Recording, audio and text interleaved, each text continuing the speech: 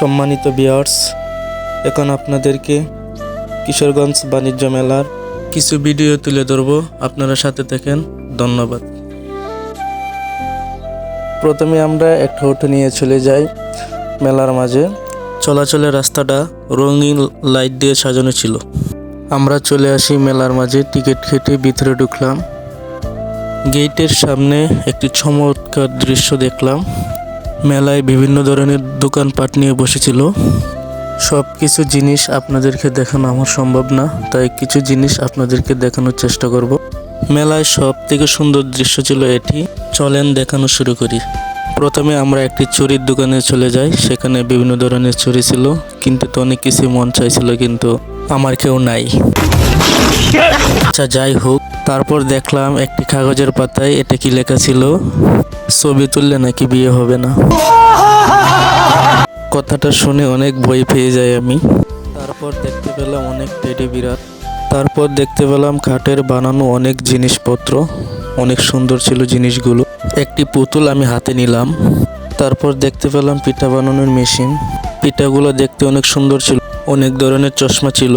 মেলায় মহিলাদের জন্য বিভিন্ন ধরনের জামা কাপড় ছিল।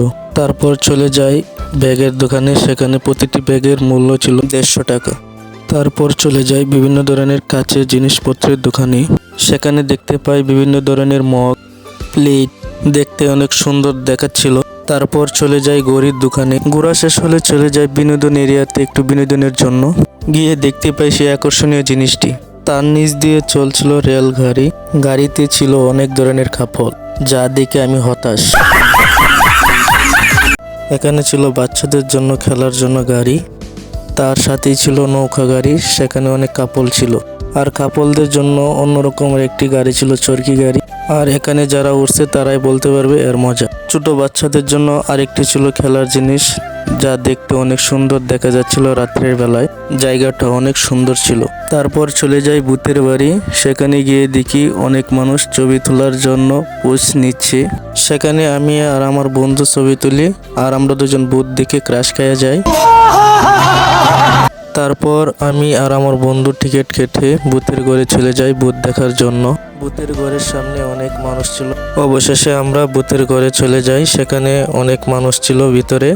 আমরা চিল করতেছিলাম। ভিতরে ভিডিও করা নিষেধ ছিল, তাও আমরা একটু ভিডিও করছিলাম। ঘরের ভিতরের লাইট অফ করে দিছিল এবং অনেক ধরনের ভয়ঙ্কর সাউন্ড দিচ্ছিল। আর তার ভিতরে একজন বউ বউ বাঁচাও বলে চিৎকার করছিল।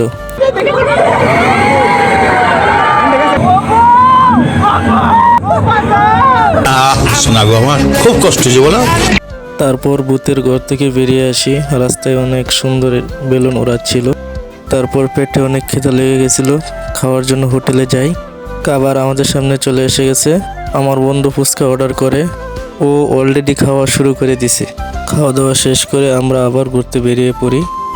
জায়গাটা অনেক সুন্দর ছিল। আপনারা একবার আইসা ঘুরে যাইবেন।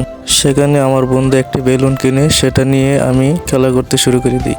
দুঃখের বিষয় আমার কেউ নাই বলে সেখানে আমি আমার বন্ধুকে প্রপোজ করি। আমার বন্ধু একটি ওড়না নিয়ে মেয়ে সাজে।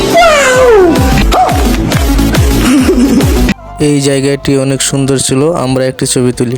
আশা করি আপনার হাতে সময় থাকলে কিশোরগঞ্জ বাণিজ্য মেলাটি একবার ঘুরে আসবেন। ধন্যবাদ সবাইকে। ভালো থাকবেন। আল্লাহ হাফেজ। ভাই মজা আয়া।